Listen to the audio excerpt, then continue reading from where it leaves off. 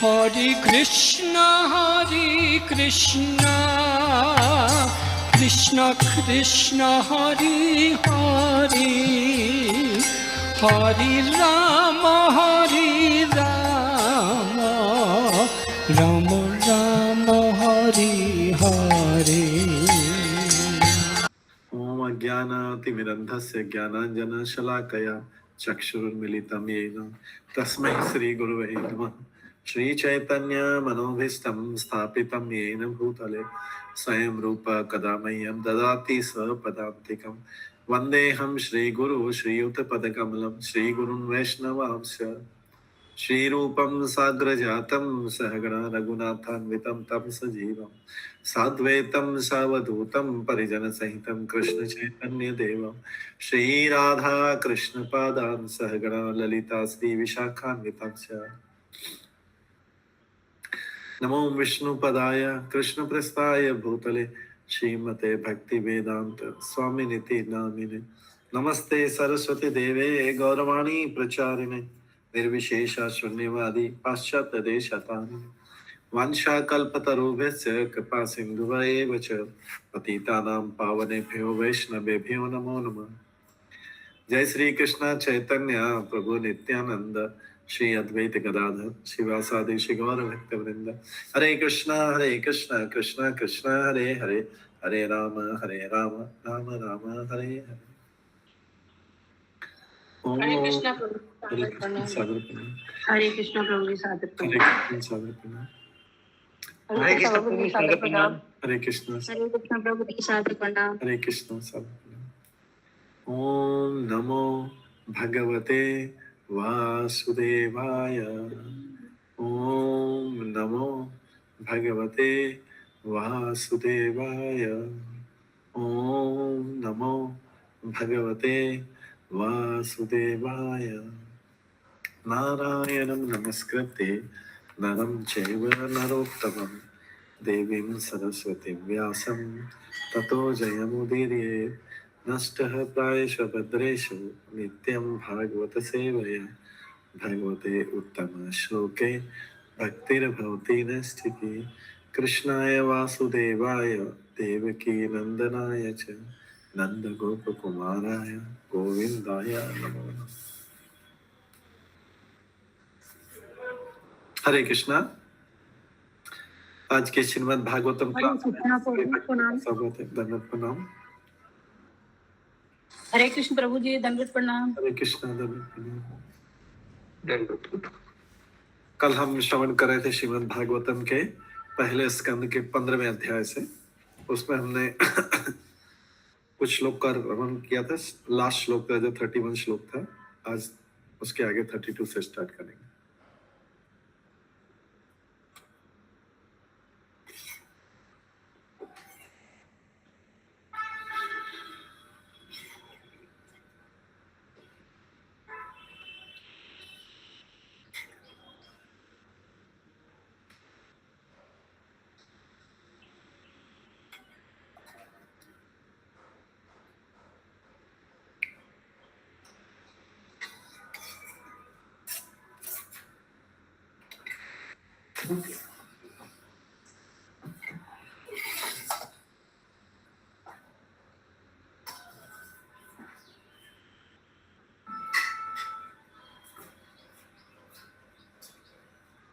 हरे कृष्णा प्रभु जी धन्यवाद।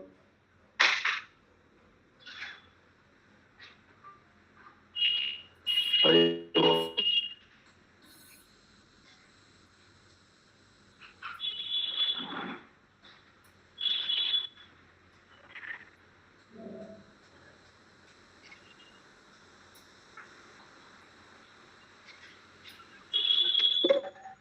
हरे कृष्णा। हरे कृष्णा। आवाज नहीं आ रहा है। हरे कृष्णा। नहीं, आवाज नहीं आ रही, अब आ रही। तो कल के इसमें श्लोक में हमने श्रवण किया था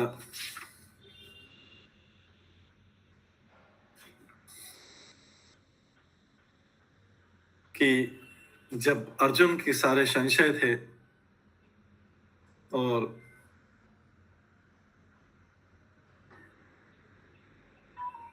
उसने भगवान के प्रकट होने के बाद भागवत गीता के उपदेशों का स्मरण किया, जो कि आध्यात्मिक संपत्ति है।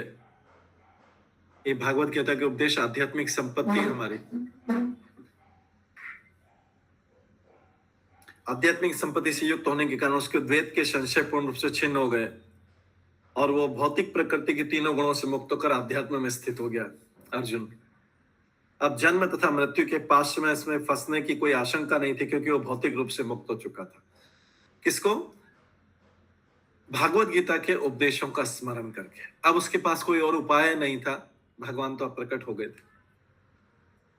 वो भ्रांत धारणा में मेरा शरीर, मेरे संबंधी, मेरी संपत्ति, मेरी पत्नी, मेरी संतान, मेरे धन, मेरा देश, मेरा समाज, इस प्रकार के सैकड़ों हजारों भ्रामक विचारबद्ध जीव के लिए मोह उत्पन्न करने वाले, वो उनसे मुक्त हो गया था भागवत गीता के उपदेशों से।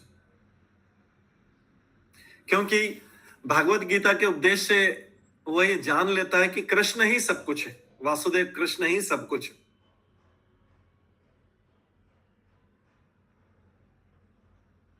उसकी आत्मा भी उसी में है, वासुदेव कृष्ण में है, और सारी चीजें उन्हीं की शक्ति से उत्पन्न होती है।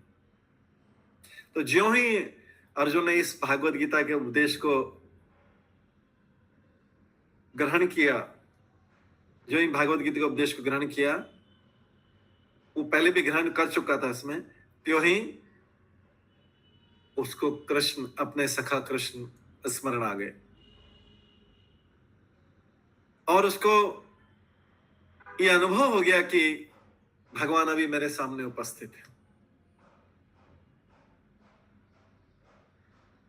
वो अनुभव कर सका कि कृष्ण कहीं गए नहीं, अभी मेरे सामने उपस्थित है। हालांकि कृष्ण फिजिकली अप्रकट हो गए थे।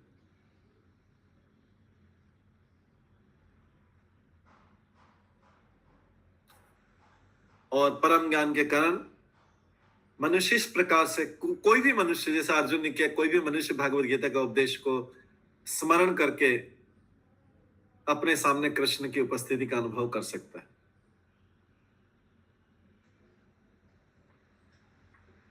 इसे बताते हैं कि प्रभुपाद के चैतन्य महाप्रभु यही बोलते हैं, चेतो दर्पण मार्जनम भव महादावाग्नि निर्वापणम, कि अगर आप, जैसे कोई दर्पण है, कोई मिरर है, बहुत ज्यादा गंदा है, अगर तो हमारा चेहरा सही नहीं दिखेगा उसमें, हमारा मुख। जैसे ही हम उसको साफ कर देंगे, पूरा क्लीन कर देंगे उस दर्पण को, वैसे ही हमारा चेहरा साफ दिखाई देने लगेगा, जैसे हम हैं। उसी तरीके से भागवत गीता के उपदेश के द्वारा व्यक्ति के हृदय में जो मैल जमा हुआ है वो साफ हो जाता है और व्यक्ति को अपना स्वरूप दिखाई देने लगता है। स्वरूप क्या है? मैं आत्मा हूं, ये स्वरूप दिखाई देने लगता है। अभी क्या है, अगर एक दर्पण एकदम काला हो गया, मटमैला हो गया पूरा, तो व्यक्ति जो है अपने आप को दर्पण में देखेगा तो उसका मुख है जो, या चेहरा है, वो भद्दा दिखेगा, उसको अच्छा नहीं दिखेगा। क्यों? क्योंकि दर्पण पे मैल जमी हुई है सारी।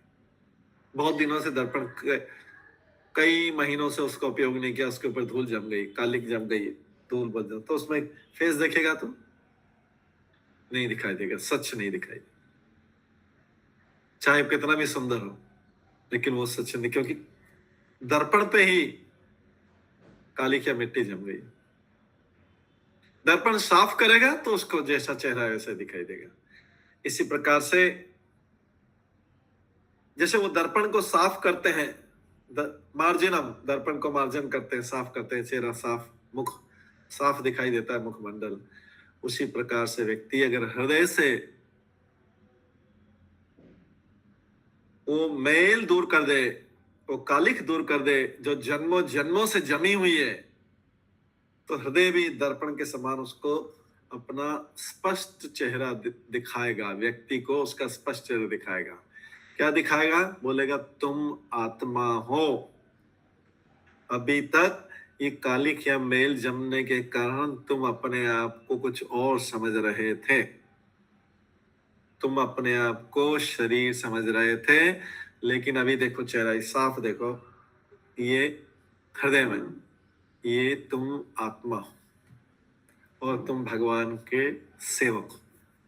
लेकिन तुम इस भौतिक जगत में आके अपने आप को शरीर समझने लगे और अपने आप को प्रभु स्वामी समझने लगे। तो आपके देखने में गलती हो गई है। अभी स्वच्छ हो गया है, हृदय का काले हट गया है, यह भगवान के नाम से भागवत गीता का उपदेश है। तो अब ये देखो, जो ये आपका वास्तविक रूप है।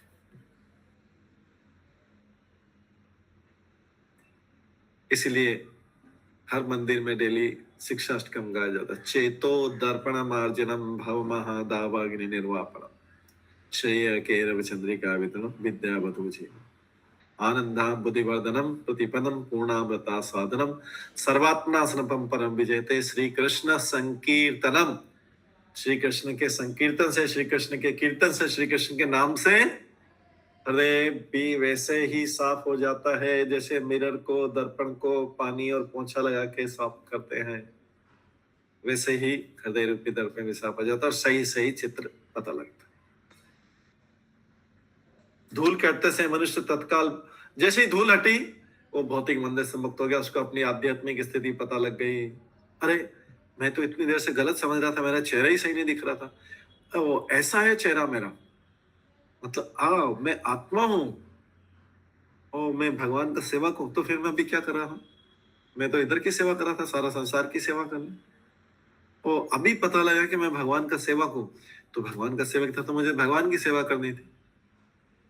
अभी तक मैं संसार की सेवा, मैं सोचा कि यहाँ का या तो प्रभु हूं या संसार की सेवा करूं, या तो यहाँ का कंट्रोलर हूँ स्वामी, या फिर संसार की सेवा करूं। मैं तो गलत सेवा कर दिया। अभी तक इतना टाइम वेस्ट हो गया।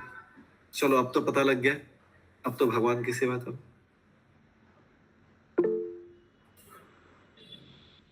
सनातन मुकुंद प्रभु। हरे कृष्ण प्रभु जी, जान रहा हूँ। तो ये समझते समझते तो एंड हो जाता है, पूरा डेथ आ जाता है। वॉइस क्रैक हो रहा है प्रभु, वॉइस क्रैक, आवाज आ रही कुछ और। हाँ अभी हरे कृष्ण, अरे अभी भी वही हो रहा है। एक सेकंड एक्चुअली नेट का गंड हुआ है।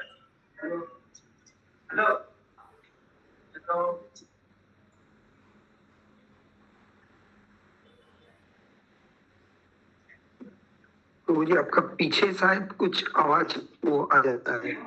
अभी ठीक है प्रभु? हरिबोल। हाँ अभी ठीक है, अभी ठीक है।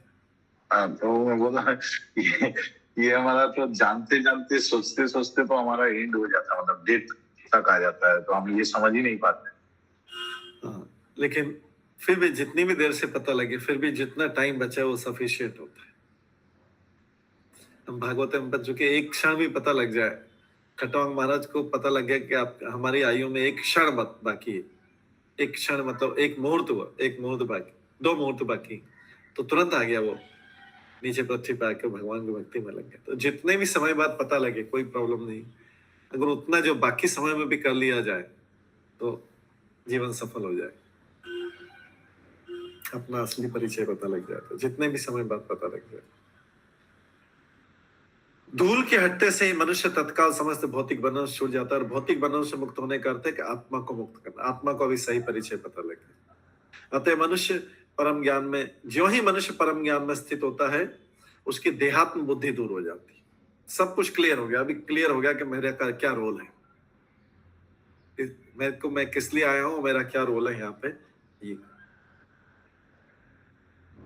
अभी सब तरफ से, तीनों गुणों से भी मुक्त हो गया जब उसको पता लग जाए। तो जब तक मनुष्य में प्रामाणिक शास्त्र द्वारा नियत की गई भक्तिमय सेवा के द्वारा आवश्यक आध्यात्मिक दृष्टि प्राप्त नहीं होती है, तब तक वो अंधा बना रहता है। तब तक वो दर्पण में अपना गलत पिक्चर देखता रहता है। भक्तिमय सेवा के द्वारा उसे असली पिक्चर पता लगता है। अर्जुन को यह अवस्था कुरुक्षेत्र की युद्ध स्थल में प्राप्त हो गई थी, भगवान ने दे दी थी अर्जुन को। तो जो ही भगवान अप्रकट हुए, थोड़ी देर के लिए उसको भ्रम हुआ, जो हमने थोड़ी देर के लिए जो थोड़ी सी भ्रम क्योंकि हुआ, भागवत गीता के इधर से भगवान अप्रकट हुए, इधर से भागवत गीता का उपदेश एकदम याद नहीं आया, तो बीच में देखिए थोड़ी सी गैप में उसको कितना कंफ्यूजन हो गया, कितना भ्रम हो गया। फिर जैसे उसको याद आया, अरे मेरे को तो भगवान ने भगवत गीता का उपदेश दिया हुआ है, जैसे उसको याद किया तुरंत उसकी सारी प्रॉब्लम सॉल्व। दुखी कब हुआ? बीच में इधर से भगवान अप्रकट हुए और थोड़ी देर के लिए उसको भागवत गीता के उपदेश याद नहीं आए। इतनी देर में अर्जुन को इतना बड़ा भ्रम हो गया, इतनी सी देर में अर्जुन को इतना बड़ा भ्रम हो गया।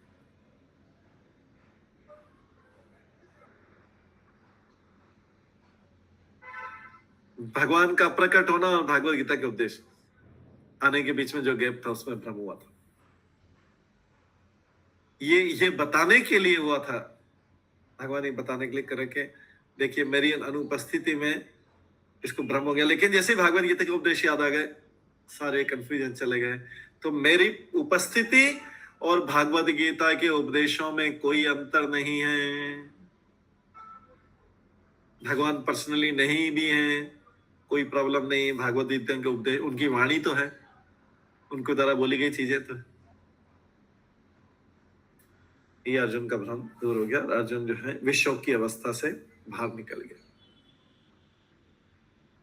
आज 32 श्लोक से स्टार्ट करेंगे। निशम्य भगवत मार्गम संस्थाम यदुकुलस्य च स्वः पथाय मतिम चक्रे निभृत आत्मा युधिष्ठिर। अब जब अर्जुन ने बोला तो युधिष्ठिर ने भी सुना। क्या सुना? भगवान कृष्ण स्वधाम गमन कर गए, अपने धाम को चले गए हैं। अब युधिष्ठिर को लगा कि अब तो सब कुछ खत्म होने वाला है, यदुवंशी भी चले जाएंगे, भगवान चलेंगे तो उनके परिवार वाले भी चले जाएंगे, यदुवंशी भी चले जाएंगे, हमको भी जाने की तैयारी करनी चाहिए। पहले भगवान गए तो भगवान के परिवार वाले कौन है, उनको क्या बोलते हैं? यदुवंशी, क्योंकि भगवान ने यदुवंश में जन्म लिया था, यदुकुल में जन्म लिया था। इसके पश्चात अभी उनके कौंस नहीं थे, पांडव उनके नेक्स्ट नहीं थे। तो युधिष्ठिर ने सोचा कि अरे अभी यदुवंशी भी चले जाएंगे, हमें भी जाने की तैयारी। कहाँ जाने की तैयारी करना चाहिए? अभी हमें भी पूरा फुल रिटायरमेंट लेके भगवान की भक्ति में लगने के लिए हमें भी हिमालय की तरफ चले जाना चाहिए। पहले यही तरीका था कि व्यक्ति सब कुछ छोड़ के हिमालय की तरफ चले जाता, उत्तर की तरफ। हिमालय उत्तर में है, उत्तर की तरफ से। वहां पे हिमालय में तपस्या का वातावरण रहता था, हिमालय में गुफाएं हैं, तपस्या का वातावरण है, साधु संत वहां पे भक्ति करते हैं, अलग अलग तरीके से तपस्वी भी जाते हैं, ऋषि मुनि भी जाते हैं, भक्त भी जाते हैं, अलग अलग लोग अलग अलग तरीके से जाते हैं।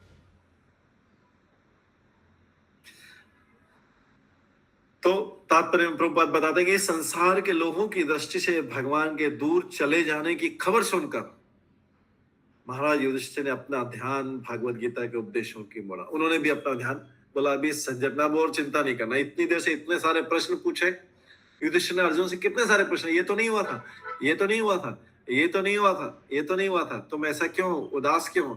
जब अभी उत्तर मिल गया कि भगवान कृष्ण चले गए तो बस उन्होंने सोचा कि अब तो जो भगवत गीता के उपदेश थे अर्जुन को सुनाए थे, लेकिन दूसरे पांडवों ने भी सुने थे,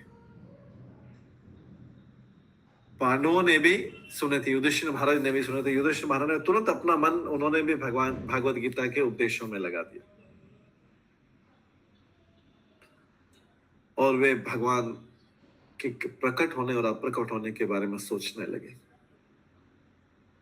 कि अभी तो बात हो रही थी उनसे, अभी तो हम मिले थे राजस्वर्ग में, अभी भगवान अप्रकट।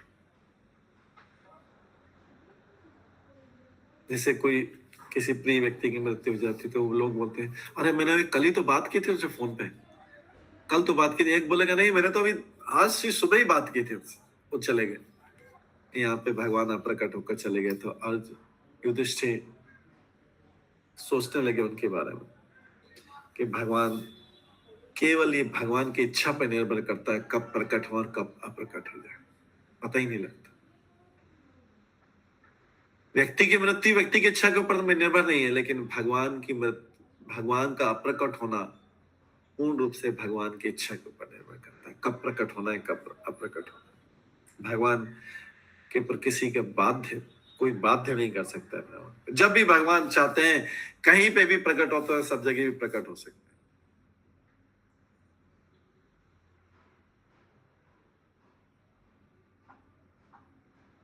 जैसे सूर्य है, सूर्य स्वेच्छा से आता है पूर्व दिशा में और स्वेच्छा से पश्चिमी दिशा में अस्त होता है। सूर्य स्वेच्छा से आता है पूर्व दिशा में उदय।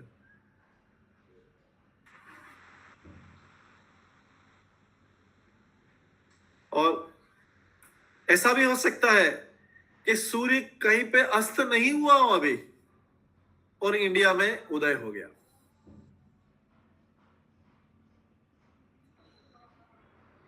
सूर्य जो है कहीं जगह अस्त नहीं हुआ अभी और इंडिया में उदय हो गया।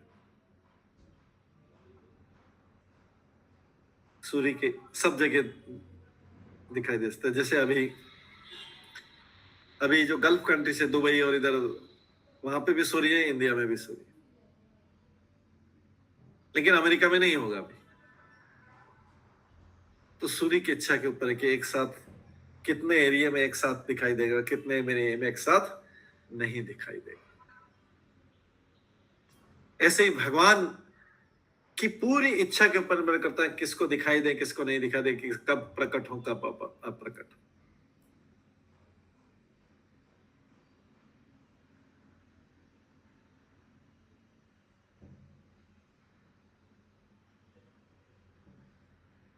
और भगवान जो है,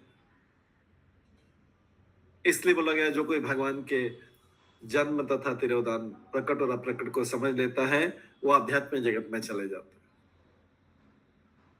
आध्यात्मिक जगत कौन सा है? जहां पे न जन्म है, न मृत्यु है, न जरा है, बुढ़ापा है, न व्याधि है, न रोग है। इसलिए कोई भगवान के जन्म और अप्रकट होने की लीला को समझ दे तो उसको यहाँ से मुक्त हो जाएगा। अतः महाराज युधिष्ठिर भी वापिस भगवत धाम के बारे में सोचने लगे। अरे हमारे प्रिय मित्र तो चले गए, हमारे वेलविशर प्रिय मित्र सब कुछ थे, अब चले गए, अब हमें भी जाने की तैयारी करनी चाहिए।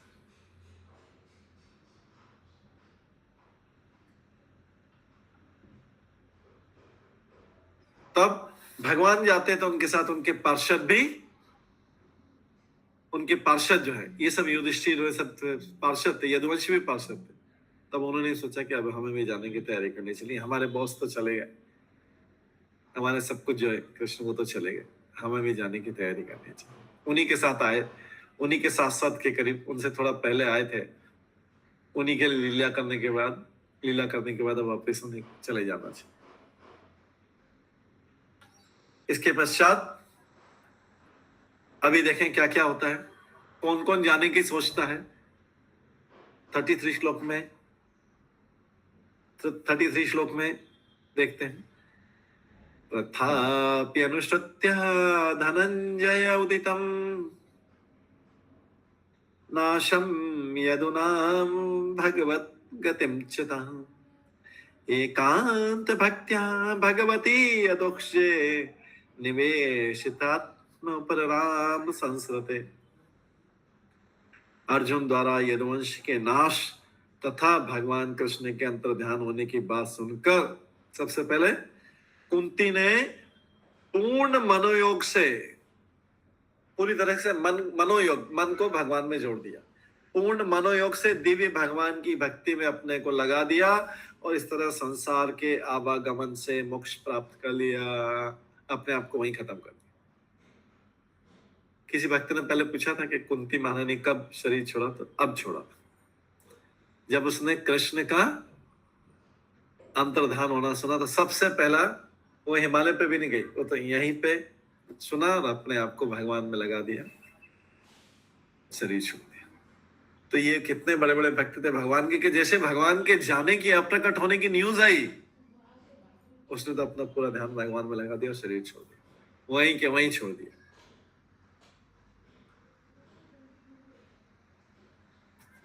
तो यहाँ पे बता रहे हैं कि कुंती ने ये वाला शरीर त्याग दिया। इसका मतलब यह नहीं कि कुंती हमेशा के लिए चलेगी, ये वाला शरीर त्याग दिया। सूर्य के अस्त होने का अर्थ नहीं होता है कि सूर्य खत्म हो गया, इसका अर्थ है कि सूर्य हमारी दृष्टि से ओझल हो गया। उसी प्रकार भगवान जब जाते हैं तो इसका मतलब है कि इस ब्रह्मांड में, जिस ब्रह्मांड में हम रह रहे हैं, यहाँ पे भगवान का काम खत्म हो गया। जैसे कोई बच्चा हमारे पास में आता, हमारा बच्चा बाहर पढ़ रहा है, स्टडी कर रहा है, तो क्या वो आया और कुछ रहा, फिर उसके बाद में वापस चला गया? तो वापस चला गया इसका मतलब अंत नहीं हो गया, फिर से अपने काम में, दूसरे काम में चला गया। तो ऐसे जो है भगवान आते हैं, इस ब्रह्मांड में जो कार्य है उसको खत्म करके फिर दूसरे ब्रह्मांड में चले जाते हैं। इसका ये मतलब नहीं कि भगवान का अंत हो गया, भगवान यहाँ से हमारी दृष्टि से ओझल हो गए। तो यदुवंश के अंत का अर्थ, यदुवंश के यहाँ पे अंत हुआ, यदुवंश का अंत का अर्थ नहीं क्या यदुवंश विनाश हो गया, यदुवंश के लोग अभी भागवत धाम चले गए। सत्यनारायण गोल जी, आपका माइक बंद कर लीजिए।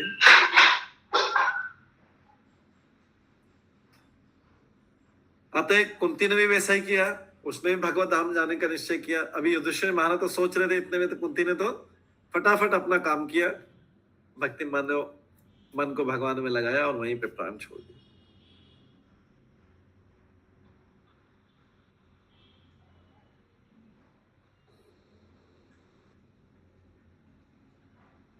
तो जो भगवान में भक्ति कर रहे हैं, मतलब हम अपना आध्यात्मिकरण कर रहे हैं, ये शुरू होता है। और इस तरह भगवान का भक्त भक्ति करते करते अपना सारा भौतिक चीज से मुक्त हो जाता है। ऐसा कुंती ने किया। तो सबके लिए है कि वो समय आने पर मनुष्य को चाहिए कि भक्तिमय सेवा के अभ्यास से भगवत धाम वापस जाने की तैयारी करे।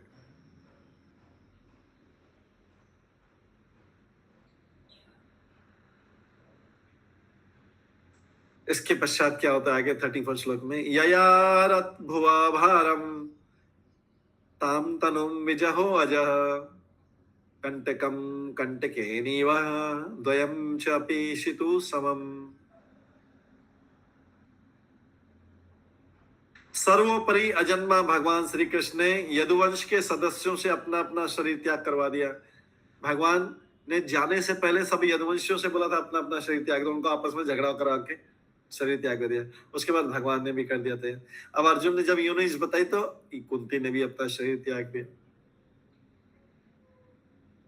यदुवंशियों से भगवान ने शरीर त्यागा, इस तरह उन्होंने पृथ्वी के भार को उतारा।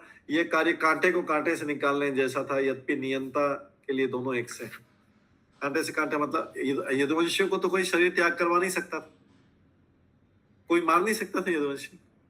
तो क्या किया, यदुवंशियों को आपस में ही प्रभास क्षेत्र में, जो द्वारका से 4 घंटे का रास्ता है, प्रभास क्षेत्र में स्नान करने गए और समुद्र के पास आपस में यदुवंशी लोगों को आपस में लड़वा दिया और सबने शरीर त्याग कर दिया। ये भगवान ने ही करवाया, क्योंकि यदुवंशियों का अगर एक भी यदुवंशी को छोड़ के जाते, हालांकि यादव सरनेम अभी भी चल रहा है, एक भी यदुवंशी को छोड़ के जाते तो एक एक यदुवंशी इतना पावरफुल था, इतना शक्तिशाली था, एक एक यदुवंशी इतना शक्तिशाली था, एक एक यदुवंशी में कई कई हाथियों का बल था। अगर एक को भी छोड़ जाते तो वो पृथ्वी पे कोई और जीवित नहीं रह पाता। इसलिए भगवान यदुवंशियों को पहले ले गए, अपनी लीला के लिए लाए थे साथ में, और अपने परिवारजनों को पहले ही भेज दिया। उसके बाद स्वयं भी चले गए और अब एक एक करके हम देखें कुंती और पांडव भी चले जाएंगे। ये भगवान के साथ ही सब भगवान के ऑलमोस्ट आसपास आए थे।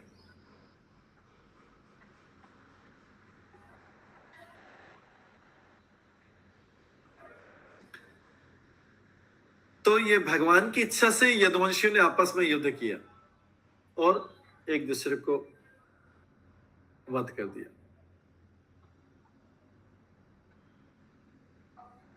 तो इसको बता रहे थे कि कांटे से कांटे को निकालना। अगर किसी के पैर में कांटा चुभे तो उसका निकालने का क्या तरीका होता है? दूसरा कांटा या दूसरा सुई चाहिए। एक कांटा पैर में चुभा है तो उसको निकालने के लिए भी दूसरा कांटा या सुई जैसा कोई नुकीला चाहिए। उसी तरीके से भगवान ने यदुवंशी को एक यदुवंशी को दूसरे यदुवंशी से आपस में युद्ध करवा के सबको विदा करवा दिया।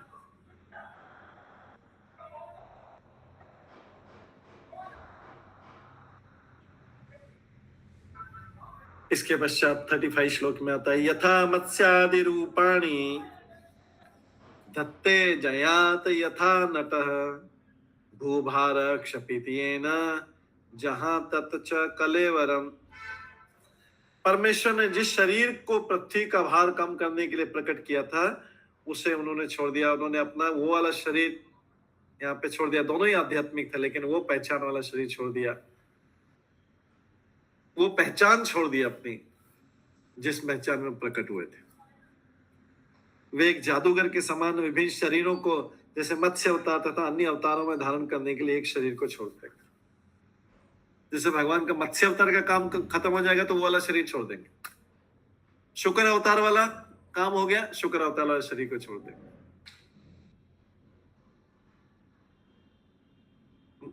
कुर्म अवतार वाला काम हो गया, कुर्म अवतार वाला शरीर को छोड़ देंगे, क्योंकि उनका ओरिजिनल शरीर तो दूसरा है। जैसे कोई व्यक्ति ऑफिस में गए, अब ऑफिस में उसके कोट पैंट और वो सब चाहिए, सूट चाहिए, टाई वाई चाहिए। ऑफिस से आया तो क्या करेगा? सबसे पहले कपड़े चेंज करेगा, सूट को जो है उतारेगा और तो घर वाले कपड़े पहने। तो भगवान भी ऐसे ही करेंगे ना। किसमें? अपने भगवान भी जब अपने धाम जाएंगे तो अपने उस धाम के जो है धाम जैसा रूप धारण करें, फिर से जाएंगे। जो यहाँ का थे कपड़े वो भगवान ने यहीं छोड़ दिए। उसी जैसे एक व्यक्ति भी है अलग अलग जगह जाने के लिए अलग अलग वस्त्र धारण करता है, अलग अलग ड्रेस पहनता है, ऐसे ही भगवान अलग अलग भौतिक जगत में अलग अलग ब्रह्मांडों में जाने के लिए अलग अलग प्रकार के रूप धारण करते हैं। अभी भगवान को ड्रेस चेंज करके कहाँ जाना है? एक रूप में अपने धाम भी जाना, अगले ब्रह्मांड में भी जाना। तो यहाँ की ड्रेस को छोड़कर दूसरी ड्रेस में जाना पड़ेगा। भगवान का कोई भौतिक शरीर नहीं होता है, वो अपना रूप चेंज कर लेते हैं भगवान। जैसे प्रभुपाद यहाँ पे जादूगर का एग्जांपल देते हैं। मैजिक शो सबने देखा होगा, जादूगर का शो सबने देखा होगा। तो जादूगर क्या करता है? एक सबसे बड़ा जो इम्पोर्टेंट चीज क्या रहता है, एक को लड़की को या किसी व्यक्ति को लेटाता है जादूगर, ठीक है। उसके ऊपर क्या करता है? फिर चादर ओढ़ देता है। फिर क्या करता है? उसको तलवार से काट करके कहता है, तलवार से पूरा काट देता है। ये देखो इतने पीसेस हो गए। तो लोग समझ रहे हैं कि उसके पीसेस हो गए। वास्तव में न तो उसका शरीर कटता है, जो जादूगर जो दिखाने का प्रयास करे, जिस व्यक्ति का है, जिस गर्ल का उसने ऐसा शरीर काटा, न तो उसका कटता है। ये जादूगर ही बता रहा है। ऐसे ही भगवान के भी अनंत शाश्वत रूप में, और भगवान भी अलग अलग जगह पे अलग अलग रूपों को प्रदर्शित करते रहते हैं।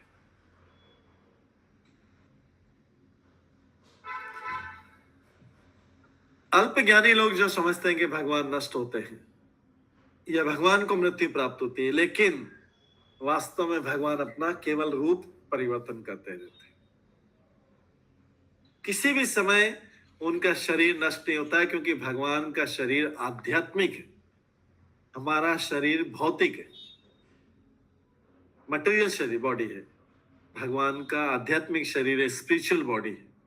स्पिरिचुअल बॉडी पे कोई फर्क नहीं पड़ता है, आध्यात्मिक शरीर पे कोई फर्क नहीं पड़ता है, बस खाली रूप चेंज करते रहते हैं।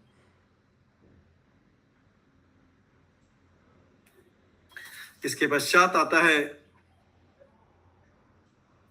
भगवान जब प्रकट हुए तो उसका घटना में 36 श्लोक में आता है, यदा मुकुंदो भगवान इमाम महीम जहो स्वतन्वा श्रवणी सतकथ तदा हेव अप्रतिबद्ध चेतसाम अभद्र हेतु कलियन ववर्त अभद्र हेतु कलियन वतर्त।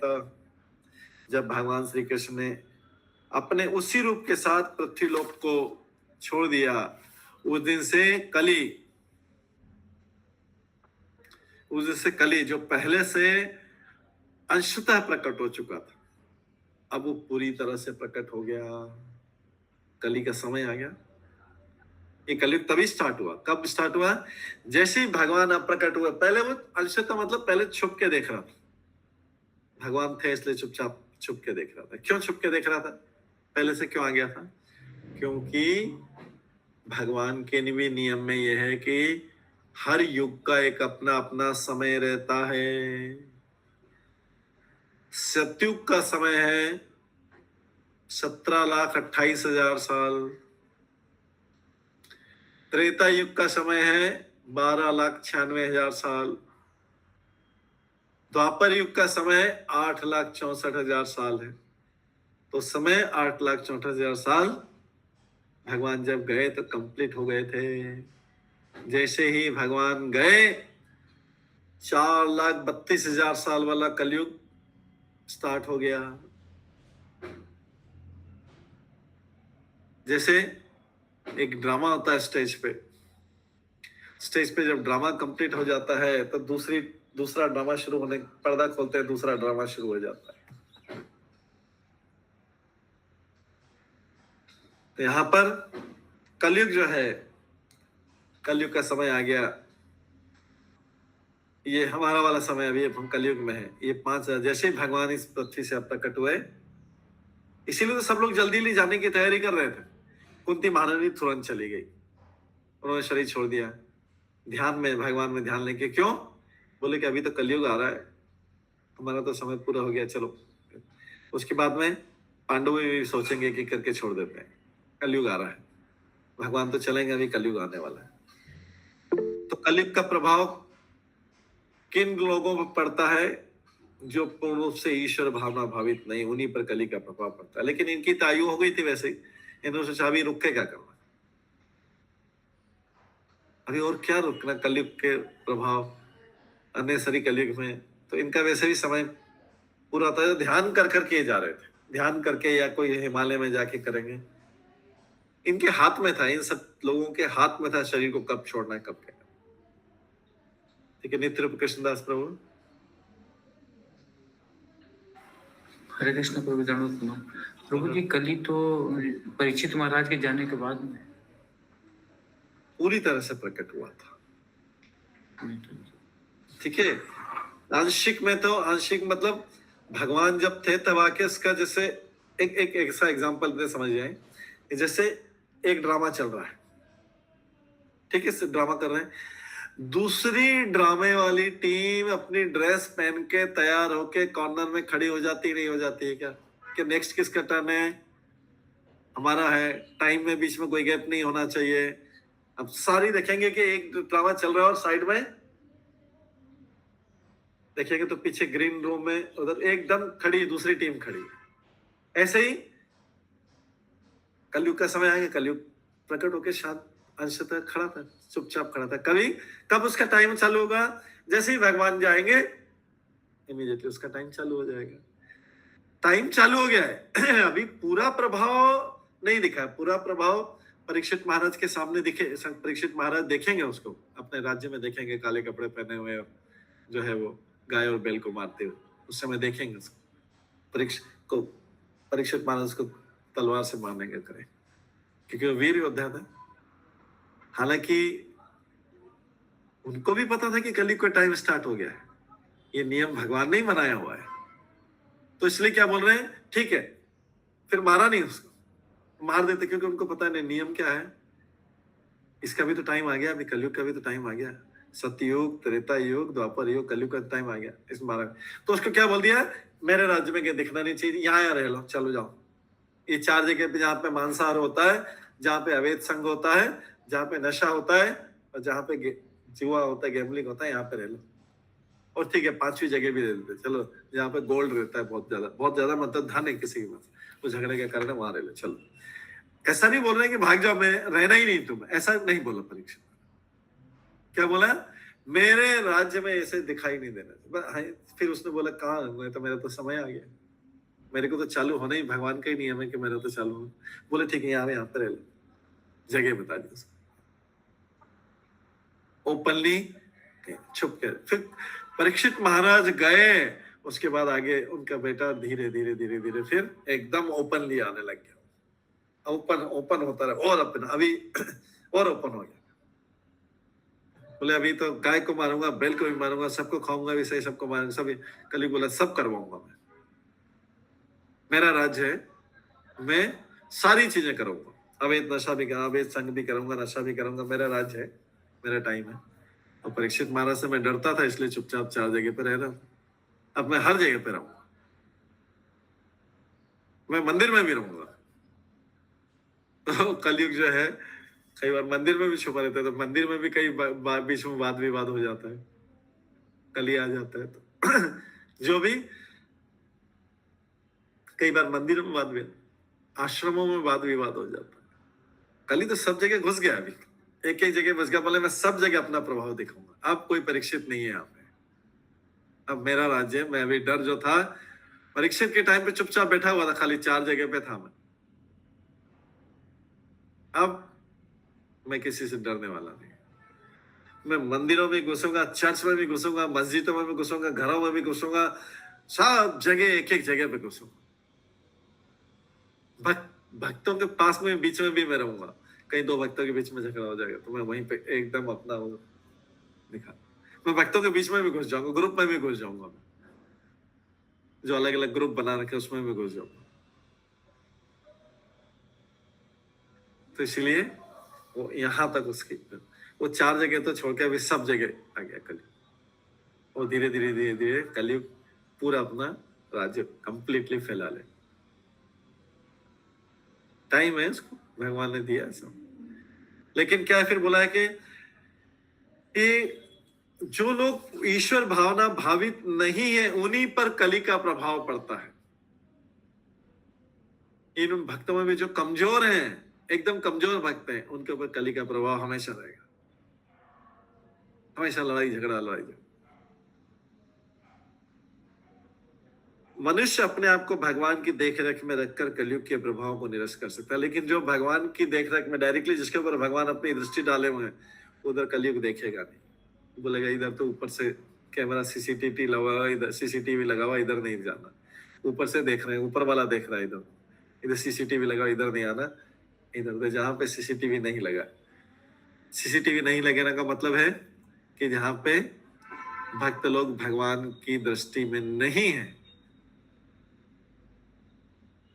यहाँ पे भक्त लोग भगवान की भक्ति नहीं कर रहे हैं, उनकी कृपा दृष्टि नहीं पड़ रहे हैं उनके ऊपर, वहां कलयुग आराम से रहता है।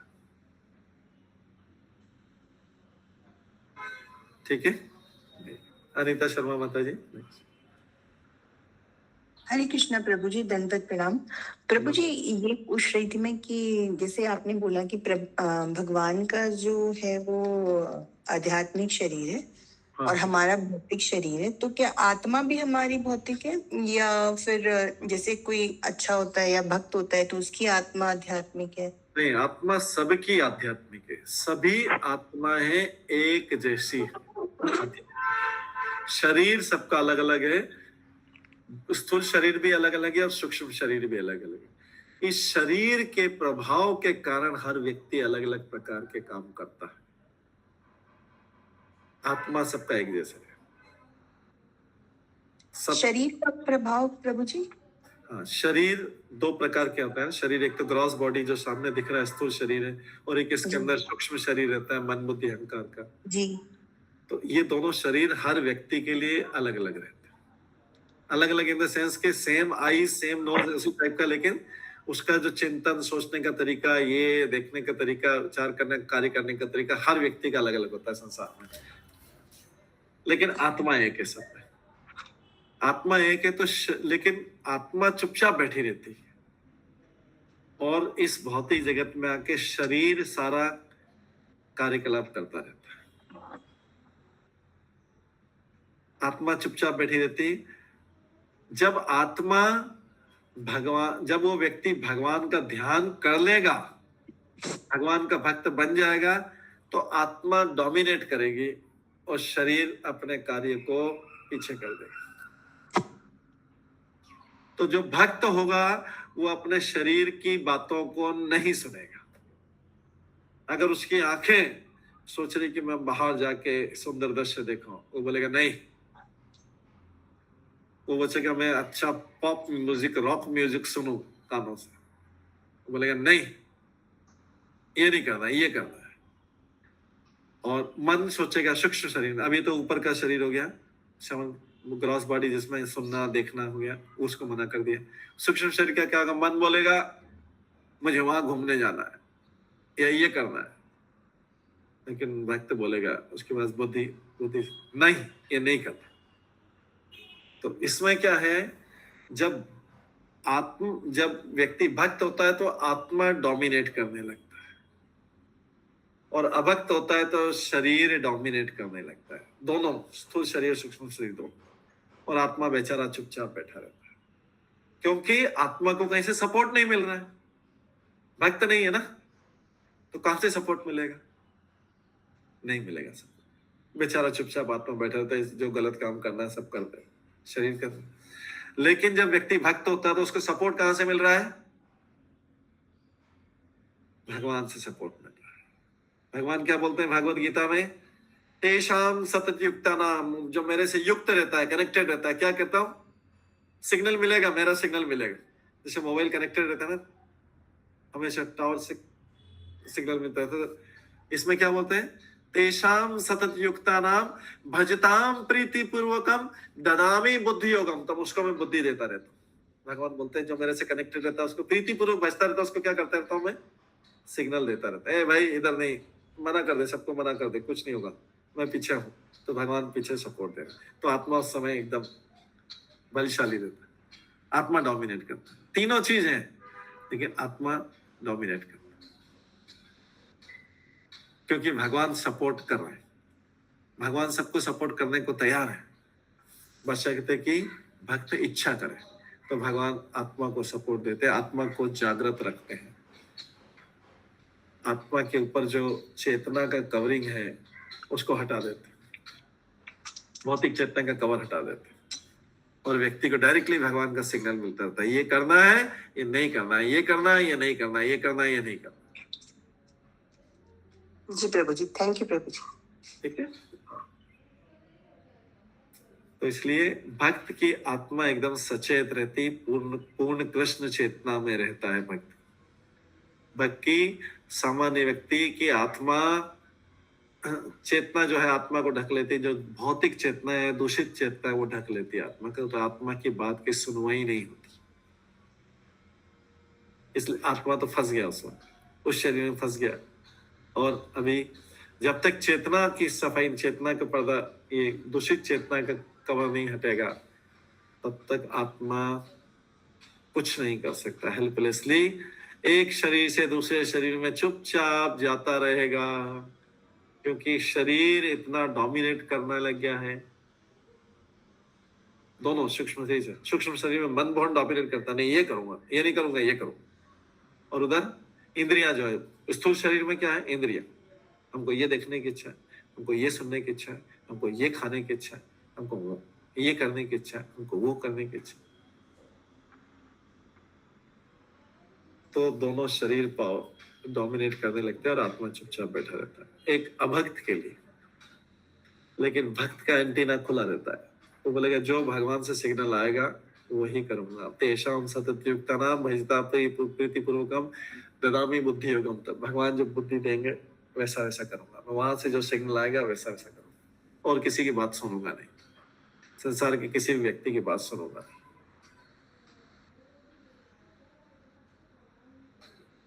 इसलिए आत्मा हमेशा हर जीव के लिए, चींटी से लेके हाथी तक की आत्मा, कोरोना वायरस से लेके कोई भी बैक्टीरिया हो, उसकी सबकी आत्मा आध्यात्मिक रहती है। सबकी आत्मा आध्यात्मिक रहती है, लेकिन शरीर, अभक्त के शरीर आत्मा के ऊपर डोमिनेट कर देता है, जबकि भक्त जो है आत्मा को ऊपर रखता है, डोमिनेट करता है, वो शरीर की बात नहीं सुनता है। आत्मा सबकी आध्यात्मिक, 100% आध्यात्मिक। शरीर ही भौतिक होता है, सारा गड़बड़ शरीर, सूक्ष्म शरीर, स्थूल शरीर होता है, ये शरीर ही गड़बड़ करता है, क्योंकि ये भौतिक। आत्मा हमेशा आध्यात्मिक है।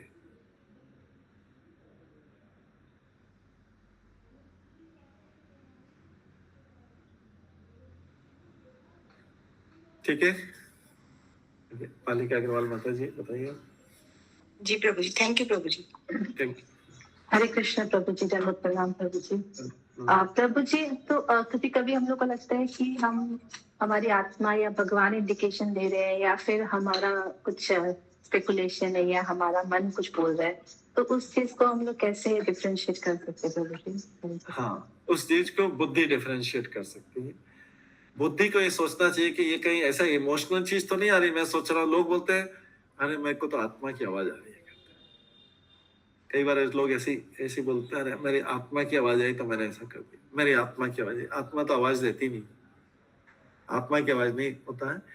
व्यक्ति को ये कैसे पता लगे कि ये आत्मा की आवाज या मेरे झूठे मूठे मेरे मन की आवाज है, मन मेरे को मूर्ख बना रहा है?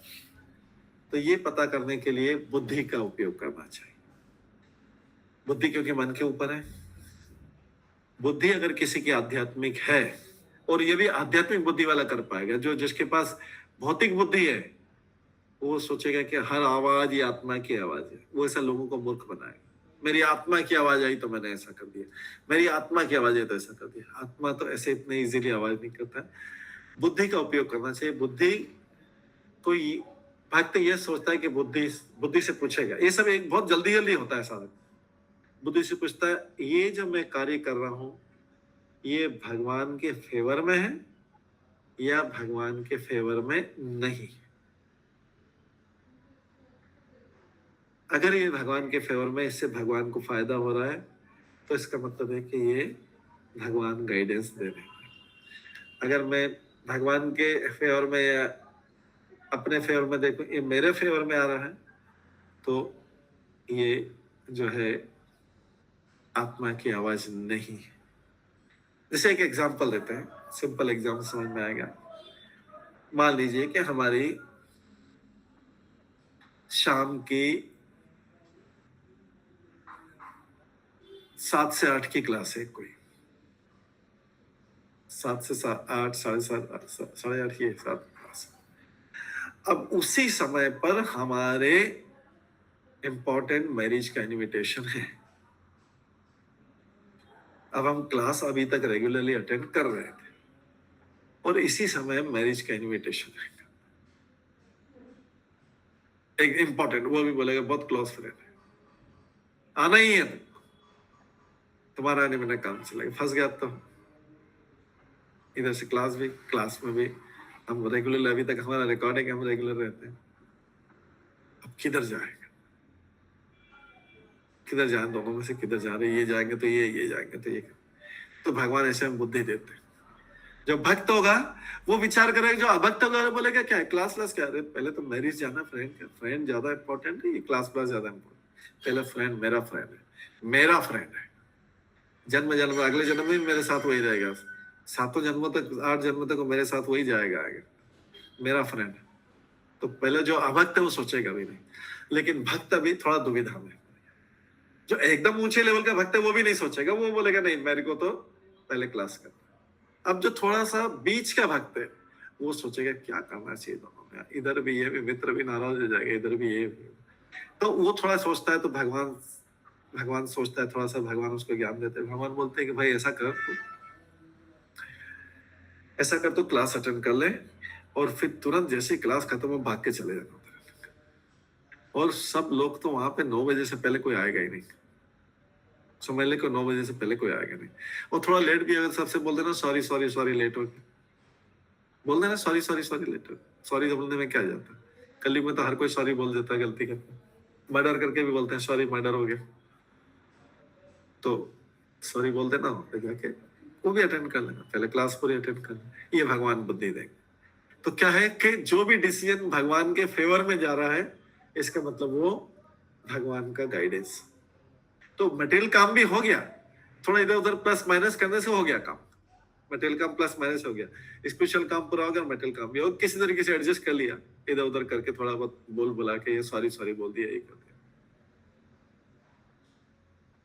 ऐसा ही करते हैं भक्त लोग। संसार तो वैसे ही बिना बात के झूठ बोलता रहता है, पूरा संसार झूठ बोलता रहता है। अगर कोई भक्त को सॉरी नहीं बोलना है, कुछ बहाना ही बना, तो बहाना बना दे, भगवान के लिए बहाना बना दे। भगवान के लिए तो युधिष्ठिर ने भगवान को बोला था कि तुम झूठ बोल दो अर्जुन को बेचारा, क्योंकि वो भगवान के फेवर में गया था। संसार तो वैसे ही, हमें संसार कॉपी नहीं करना। अगर सॉरी नहीं बोलने का तो कुछ एक्सक्यूज देना तो ठीक है, एक्सक्यूज दे दो, लेकिन हो गया ना, आपका स्पिरिचुअल काम तो हो गया पूरा। थोड़ा बहुत बहाना दे दिया तो दे दिया, सॉरी बोल दिया तो ठीक है, सॉरी से काम नहीं चला तो थोड़ा हम्बल हो क्यों। एक एग्जांपल दे रहा हूं, ऐसा जीवन में बहुत सारे जो है आते रहेंगे, ये तो एक एग्जांपल दिया, ऐसी बहुत सारी चीजें आती है। ऑफकोर्स किसी को कहीं बाहर परमानेंटली जाना है तो वहां पे भी कैसे एडजस्ट कर सकता है, वो भी देख सकते हैं।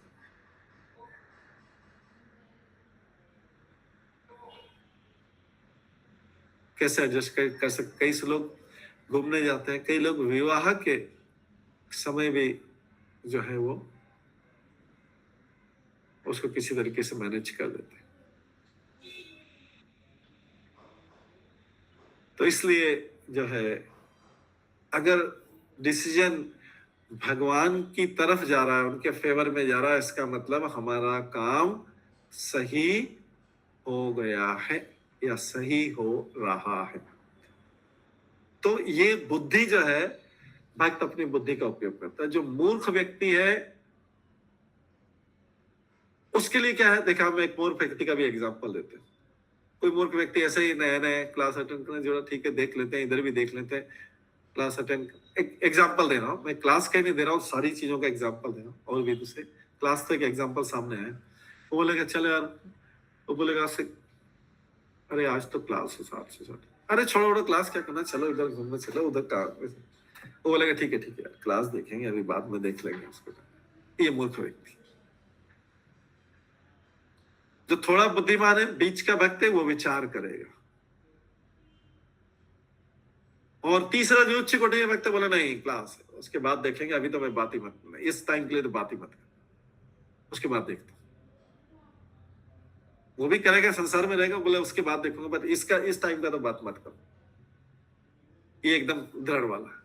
बीच वाला है, विचार करेगा, भगवान उसको थोड़ा सपोर्ट कर देगा अगर वो भगवान से कुछ सलाह मांगने के इच्छुक। मूर्ख है वो एक तरफ ही हो जाएगा। ये 3 कैसे भगवान के भक्त। अगर कोई बहुत इमरजेंसी केस है, एक्सट्रीम इमरजेंसी केस है, उसमें भी भक्त अगर लूज कर रहा है, सपोज करो हॉस्पिटल का टाइम है, डॉक्टर के पास बैठा हुआ, हॉस्पिटल का टाइम, हॉस्पिटल में एडमिशन का टाइम, तो वो क्या करेगा, उसका विचार देखिए, वो उसके लिए पश्चाताप करेगा। ओ भगवान कैसे हो गया, इसी टाइम पे ये प्रॉब्लम आ गई, इसी टाइम पे लूज करेगा, कैसे हो गया, इसका कोई अल्टरनेटिव अरेंजमेंट करता हूँ मैं, देखता हूँ कहाँ से इसको सुन सकता हूँ, कैसे कर सकता हूँ, फिर से रिकवर कर सकता हूँ, कैसे इसको रिकवर कर सकता हूँ।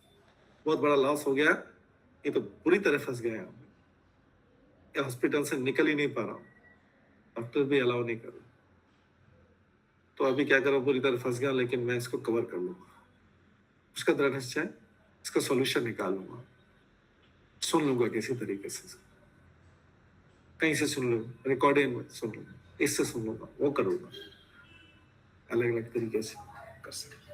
जो भगवान का दृढ़ भक्त। ठीक है, चारों एग्जाम्पल हैं और सामने है आपकी इच्छा। दृढ़ता है। अब इसको कैसे यूज करना है मैंने तो क्लास कर लिया, बाकी कोई सा भी एग्जाम्पल जीवन की सारी चीजों में जो है हम उसको अप्लाई कर सकते हैं। और एक्सट्रीम इमरजेंसी के बता दिया, बाई चांस छूट गया तो क्या होगा, कितना शौक होना चाहिए, ये भी हम देख सकते। ठीक है भाई, थैंक यू सो मच प्रभु जी। हरे कृष्ण, धन्यवाद प्रणाम। हरे कृष्ण। बहुत अच्छा एग्जाम्पल है। हरे कृष्ण। सारे डिसीजन भगवान के फेवर में जाना चाहिए, अल्टीमेटली उन्हीं के फेवर में जाना चाहिए, अपने फेवर में नहीं। भगवान और हमारे बीच में तो भगवान के फेवर में जाना चाहिए। हाँ, किसी दूसरा व्यक्ति जो अभक्त है और उससे हम तुलना करें तो हमारे फेवर में जाना चाहिए, भक्त के फेवर में। अगर हम भक्त हैं तो भक्त के फेवर में जाना चाहिए। अभक्त मतलब कोई बहुत जूनियर है, कोई कुछ है, उसको ज्यादा समझ नहीं आ रहा है तो सीनियर के फेवर में जाना चाहिए। हमारे और गुरु के बीच में तो गुरु के फेवर में जाना चाहिए, डिसीजन उसके फेवर में जाना चाहिए। ठीक है, तो हमेशा अल्टीमेटली किसी भी तरीके से भगवान या भक्ति के फेवर में निर्णय जो है उसकी तरफ जाना चाहिए।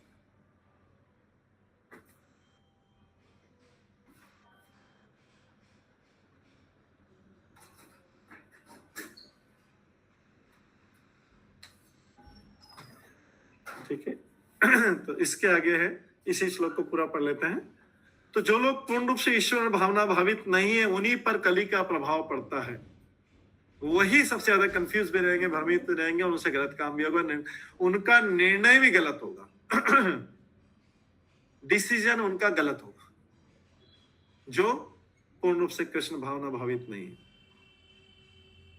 मनुष्य अपने आप को भगवान की देखरेख में रखकर कलयुग के प्रभाव को निरस्त कर सकता है। कलयुग का प्रभाव उससे पड़ेगा, कलयुग उसको प्रेशर डालेगा, कलयुग प्रेशर डालेगा, लेकिन क्या करेगा भक्त, क्या करेगा, अपनी सूझबूझ से, अपनी बुद्धि से कैंसिल, चलो इस प्रभाव को भी, ये भी प्रभाव नहीं पड़ना चाहिए, ये भी नहीं प्रभाव नहीं चाहिए, प्रभाव सबको कैंसिल करेगा, निरस्त करता है, क्योंकि वो अभी इंटेलिजेंट हो गया।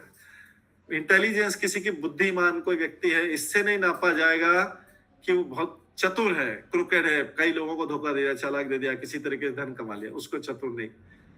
वास्तव में चैतन्य चरितमृत में आता है, कृष्ण भक्त चतुर है, मतलब ये पॉजिटिव सेंस में कृष्ण भक्त चतुर है। वो को पता है कि मेरे भगवान को कैसे बेनिफिट पहुंचाना है मुझे। जैसे होता ना ये राजनीति में, कैसे अपने वाले को बेनिफिट पहुंचाना, कितना ज्यादा अपने वाले परिवार, बंधु जन, फ्रेंड, सबको बेनिफिट पहुंचाना। भक्त का होता है मेरे भगवान को कैसे बेनिफिट पहुंचना चाहिए, चतुर रहता है इस चीज में, उसका चतुर बुद्धि यूज करेगा। नहीं, मेरा बेनिफिट जो है, कितना भी फंसा हुआ मैं, बेनिफिट किसको जाना चाहिए, भगवान को जाना चाहिए।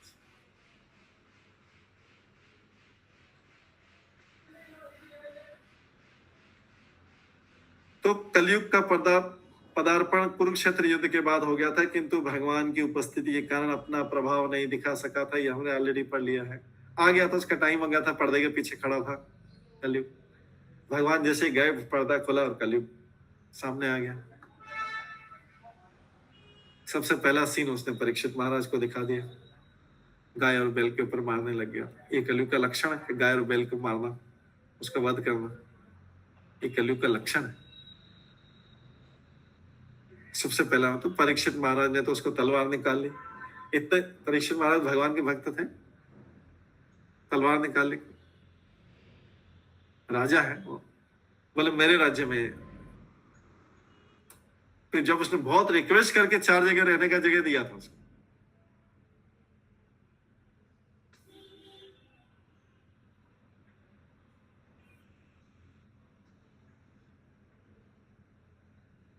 तो महाराज युधिष्ठिर को भी अब शकों से लग गया था कि अब कलयुग प्रवेश कर गया है, हमारे भगवान चले गए हैं, अब प्रकट हो गए हैं। भगवान हमारी आंखों से उसी तरह ओझल हो गए जिस तरह सूर्य अस्त होने पर हमारी दृष्टि से ओझल हो जाता है। महाराज युधिष्ठिर बहुत बुद्धिमान थे। हमने बोला ना, कृष्ण भक्त चतुर। कृष्ण भक्त जो है बहुत बुद्धिमान रहता है। उनको लक्षणों से ही पता लग गया था कि कलयुग प्रवेश कर गया। क्या है? बढ़ता लालच, असत्य भाषण, धोखा देना, हिंसा का आधिक्य, ये सब। इसलिए युधिष्ठिर महाराज ने पहले से ही अपनी तैयारी कर ली। कभी कलयुग का प्रवेश हो रहा है, ये ज्यादा देर यहाँ रहना नहीं है। ये अगले श्लोक में हम पढ़ेंगे। ठीक है, आज इसको यहीं पे विराम देते हैं, समय हो गया। सभी भक्तों का बहुत बहुत धन्यवाद। सब भक्तों के लिए एक बार हरे कृष्ण महामंत्र का जप करते हैं। हरे कृष्ण